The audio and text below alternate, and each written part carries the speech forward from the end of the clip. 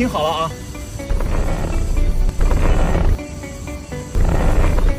听到没有？打方向有异响，明明很好解决，但是你去修理厂，你猜他敢收你多少钱？我们打个电话问一下。哎，老板，我这个车打方向的时候有响声，你听一下啊。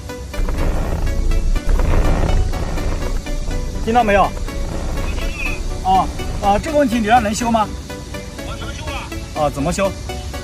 你这个呀，得先换个方向机，换个下摆臂，你再做个自动定位。对了，那个减震器也得换，要不然方向失灵就麻烦了。多少钱？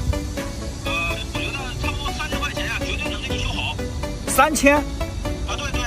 好，行，谢谢。听到没有？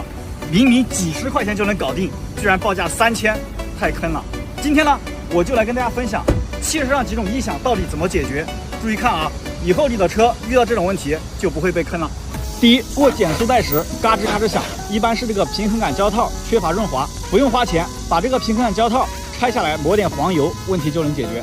第二，原地打方向嘎吱嘎吱响，30块钱换一个减震器上面的平面轴承，问题就能解决。第三，跑高速时噪音特别大，像开飞机一样，挂上空档响声也不会变小，80块钱换一个轮胎轴承，问题就能解决。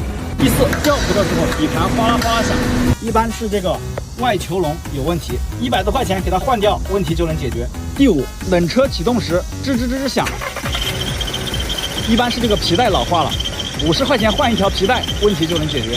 第六，原地打方向咯噔咯噔响，一般是方向盘下边的万向节有问题，50块钱给它换掉，问题就能解决。怎么样？是不是特别简单？怕你记不住，这里有一张表，赶紧收藏好，以后去修车啊，就再也不怕被坑了。关注我，每天学点汽车知识。